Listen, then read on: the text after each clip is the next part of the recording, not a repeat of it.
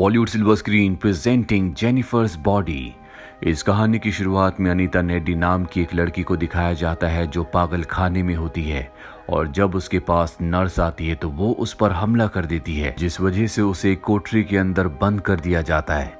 और यहाँ से कहानी फ्लैशबैक में जाती है जहाँ पर हमें एक टाउन को दिखाया जाता है जिसका नाम डेविल्स कैटल है। और अनीता कभी अपनी दोस्त जेनिफर के साथ इसी टाउन में रहा करती थी।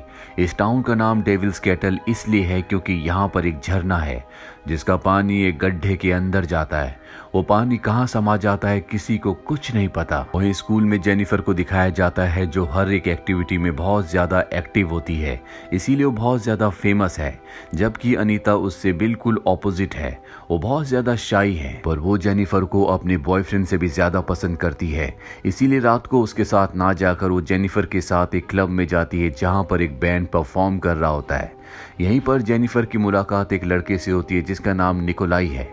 जेनिफर को लड़का बहुत पसंद आता है, इसीलिए वो उससे बात करती है और उसके बाद उसके लिए ड्रिंक लेने के लिए जाती है। जब जेनिफर उसके लिए ड्रिंक लेने के लिए जाती है तो वो अपने दोस्त से जेनिफर के बारे में कुछ बोलता है जो अनीता सुन लेती है। वो अपनी दोस्त जेनिफर को बताती है लेकिन उसकी दोस्त कहती है कि इसे इग्नोर करो। अब जब बैंड परफॉर्म करता है तो यहाँ पर आग लग जाती है, चारों तरफ अफरा तफरी होती है। जेनिफर और अनीता किसी तरह से बाहर आ जाते हैं जिसके बाद ये पूरी जगह जलकर राख हो जाती है। निकोलाई भी बाहर होता है। वो जेनिफर से कहता है तुम हमारे साथ चलना चाहोगी? जेनिफर कहती है कि हाँ। हालांकि अनीता उससे जाने के लिए मना करती है लेकिन वो उसकी बात नहीं सुनती और वो निकोलाई और उसके दोस्तों के साथ यहाँ से निकल जाती है। अनीता उसके लिए बहुत चिंतित होती है, इसीलिए घर आकर वो अपने बॉयफ्रेंड को कहती है कि हमें उसकी मदद करनी होगी, निकोलाई उसे नुकसान पहुंचा सकता है। और तभी डोरबेल बजती है। जब अनीता नीचे जाती है तो कोई भी नहीं होता। वो दोबारा ऊपर जाने लगती है लेकिन उसे घर के अंदर से आवाज आती है और जब वो अंदर जाती है तो वहां पर जेनिफर होती है जिसके मुंह पर खून लगा होता है। वो अजीब तरीके से अनीता को देख रही होती है। इसके बाद वो फ्रिज से बहुत सारा खाना भी खाती है और अनीता को डरा कर यहाँ से निकल जाती है। उसे कुछ समझ नहीं आता कि ये सब क्या हुआ। अगली सुबह भी वो जेनिफर के लिए बहुत ज्यादा परेशान होती है, पर तभी जेनिफर उसके सामने आ जाती है जो पूरी तरह से नॉर्मल होती है। उसे देखकर वो हैरान हो जाती है। जेनिफर रात के बारे में कुछ भी बात नहीं करती और अब वो पहले से भी ज्यादा एनर्जेटिक है। ये दोनों के दोनों क्लास में जाते हैं जहाँ पर टीचर रात को बार में मरने वालों के बारे में अफसोस जता रहे होते हैं, पर जेनिफर को इस बात से कोई फर्क नहीं पड़ता। वो अपने टीचर का मजाक भी उड़ाती है।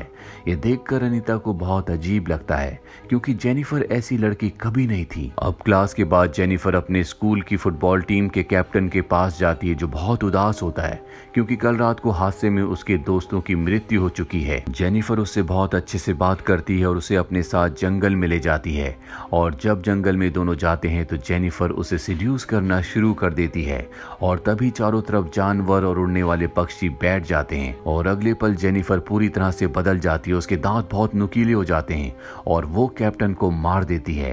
कैप्टन के चिल्लाने की आवाज टीचर भी सुन लेता है, जिसके बाद वो आवाज का पीछा करते हुए उस स्पॉट पर आता है जहां पर कैप्टन की बॉडी होती है। वो देखकर डर जाता है। वहीं जेनिफर को दिखाया जाता है जो 1 महीने बाद अब बहुत ज्यादा थकी हुई लगती है। वो पहले जैसी एक्टिव नहीं रही। अब क्लास के बाद जेनिफर के पास एक लड़का आता और कहता है क्यों ना आज हम मूवी देखने के लिए चलें।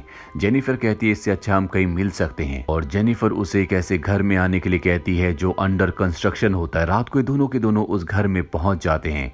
जेनिफर उसे देख रही होती है और तभी उसकी आंखों का रंग बदल जाता है, जिसके बाद जेनिफर उस लड़के को भी मार देती है। वहीं जेनिफर की दोस्त अनीता को दिखाया जाता है जो जेनिफर के लिए बहुत परेशान होती है।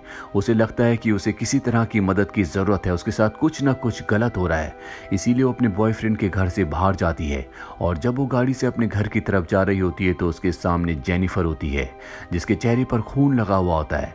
वो उसकी गाड़ी के ऊपर जंप करती है। अनीता पूरी तरह से डर जाती है और किसी तरह से भागकर वो वापस अपने घर आ जाती है और जब वो अपने बेड पर बैठती है तभी वो देखती है कि जेनिफर पहले से वहां पर है, पर अब वो पूरी तरह से ठीक है, वो पूरी तरह से नॉर्मल है। अनीता को कुछ भी समझ नहीं आता कि उसके साथ ये क्या हो रहा है। जेनिफर कहती है कि तुम मेरी सबसे अच्छी दोस्त हो और आज मैं तुम्हें बताऊंगी कि उस रात जब बार में आग लगी थी तो मैं निकोलाई और उसके साथियों के साथ कहाँ गई थी। वो बताती है कि मैं झरने के पास गई थी। दरअसल निकोलाई और उसके जितने भी साथी हैं वो शैतान के पुजारी हैं और वो ऐसा इसलिए करते हैं ताकि उन्हें उनके म्यूजिकल करियर में बूस्ट मिल सके। वो मुझे उसी झरने के पास ले गए जिसका पानी एक गड्ढे के अंदर जाता है। उन्होंने मुझसे पूछा क्या तुम वर्जिन हो? मैंने कह दिया हाँ। जिसके बाद निकोलाई ने मुझे मारकर झरने पर फेंक दिया। दरअसल ये उनके काले जादू का एक हिस्सा था, लेकिन मैं वर्जिन नहीं थी इसीलिए मैं बच गई। बचने के बाद जब मुझे होश आया तो मुझे बहुत भूख लगी, इसीलिए मैं तुम्हारे घर पर आई। क्योंकि तुम मेरी दोस्त हो, मैं तुम्हें कभी नुकसान नहीं पहुंचाऊंगी, इसीलिए मैं तुम्हारे फ्रिज से खाना खा रही थी। मुझे खाने में मांस चाहिए होता है और जब भी मांस खाने के बाद मेरा पेट पूरी तरह से फुल हो जाता है तो मेरे अंदर बहुत सारी शक्तियां आ जाती है, लेकिन ये मांस इंसानी होना चाहिए। इसके बाद वो अपना हाथ काट कर दिखाती है, जो जख्म अपने आप ही भर जाता है। दरअसल जेनिफर के पास अब शैतानी शक्तियां हैं।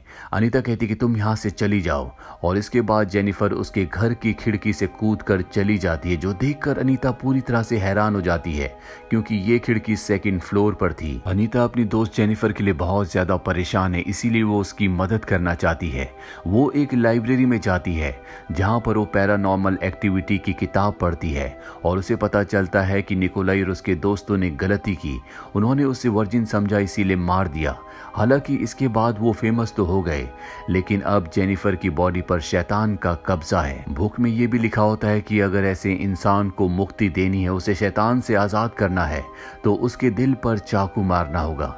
इसके बाद अनीता अपने बॉयफ्रेंड के पास जाती है, उसे सब कुछ बताती है, पर वो उसकी बातों पर यकीन नहीं करता। वो कहता है कि तुम्हें साइकाइट्रिस्ट के पास जाना चाहिए, पर अनीता उसे कहती कि ऐसा नहीं है, मैं जो कुछ कह रही हूँ वो सच कह रही हूँ। जल्दी हमारे स्कूल में एक बहुत बड़ा फंक्शन होने वाला है जहाँ पर बहुत सारे लोग इकट्ठा होंगे और मुझे लगता है कि जेनिफर वहाँ पर किसी को मार सकती है। तुम्हें अपना ध्यान रखना होगा, मुझे तुम्हारी चिंता है। वो जानती है कि जेनिफर अगर मांस नहीं खाएगी तो उसकी शक्तियाँ खत्म हो जाएगी, वो जल्दी बूढ़ी हो जाएगी। अनीता का बॉयफ्रेंड कहता है कि तुम्हें इस बारे में चिंता करने की कोई जरूरत नहीं है, मैं अपना ध्यान रख सकता हूँ। और अब फंक्शन का दिन आता है जहाँ पर सभी स्टूडेंट्स इकट्ठा होते हैं, लेकिन ना तो यहाँ पर अनीता का बॉयफ्रेंड होता है और ना ही जेनिफर। ये देखकर वो डर जाती है, उसे शक होता है कहीं जेनिफर उसके बॉयफ्रेंड को मार न डाले। इसीलिए वो फंक्शन छोड़कर भागकर अपने बॉयफ्रेंड के घर जाती है, जहाँ पहुंचकर उसे पता चलता है कि उसका बॉयफ्रेंड अभी अभी वॉक करते हुए फंक्शन के लिए निकल चुका है।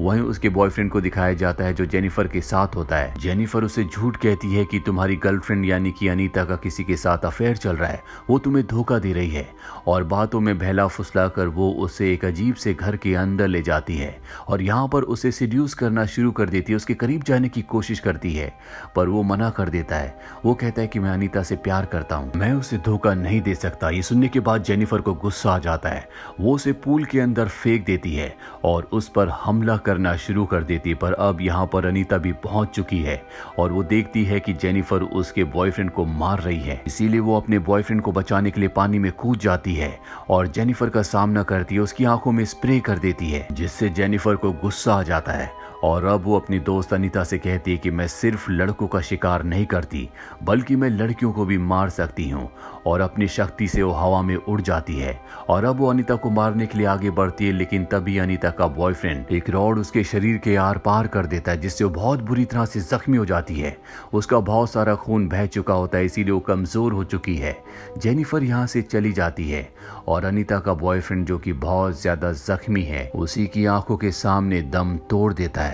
अनीता को इससे बहुत गुस्सा आता है और अब वो जेनिफर से किसी भी कीमत पर बदला लेना चाहती है, इसीलिए वो सीधा जेनिफर के घर जाती है जहां पर एक बार फिर से जेनिफर और अनीता के बीच में फाइट होना शुरू हो जाती है।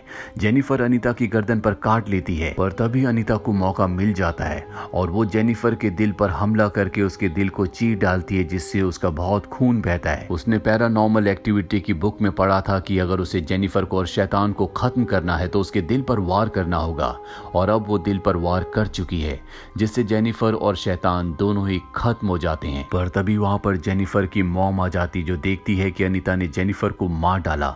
उसे अपनी बेटी की सच्चाई के बारे में नहीं पता होता और कहानी वापस आती है प्रेजेंट में, जहां पर अनीता अब एक पागल खाने में है और इसकी वजह यही होती है कि उसने अपनी दोस्त को मारा था। पर अब अनीता पहले जैसे अनीता नहीं रही, वो बहुत ज्यादा अग्रेसिव हो चुकी है, वो लोगों के ऊपर हमला करती है और हम उसे यहाँ पर हवा में उड़ते हुए भी देखते हैं, जिसका मतलब ये है कि शैतानी ताकतें अब उसके अंदर भी है, क्योंकि जेनिफर ने मरने से पहले उसे काटा था और अब वो जिंदा है। इसीलिए जेनिफर के अंदर जितनी भी शैतानी शक्तियां थी अब सब की सब उसके अंदर है। वो बहुत ताकतवर है। वो खिड़की को तोड़कर इस पागल खाने से निकल जाती है और उसी झरने के पास जाती है, जिसका पानी एक गड्ढे के अंदर जाता है, जिसका किसी को नहीं पता कि वो पानी कहाँ जाता है। वहां पर उसे वो चाकू मिलता है जिससे निकोलाई ने जेनिफर को मारा था। वो उस चाकू को उठा लेती है। वहीं दूसरी तरफ हमें निकोलाई और उसके साथियों को दिखाया जाता है, जिनका बैंड अब बहुत ज्यादा फेमस हो चुका है। वो सब के सब अपने रूम में होते हैं, जहां पर वो बहुत ज्यादा मस्ती कर रहे होते हैं और अगले पल हमें दिखाया जाता है कि इन सब को किसी ने मार दिया। सीसीटीवी कैमरे की फुटेज में हमें दिखाया जाता है कि अनीता इनके कमरे से निकल रही होती है, जिसका मतलब उसी ने इन सब को मारा है, क्योंकि इन्हीं की वजह से ये सारी घटनाएं घटी थी। इन्होंने जेनिफर को मारा था, जिसकी वजह से उसने जेनिफर को और अपने बॉयफ्रेंड को भी खो दिया और अब वो खुद भी बदल चुकी है और इस तरह से अनीता अपना बदला ले लेती है।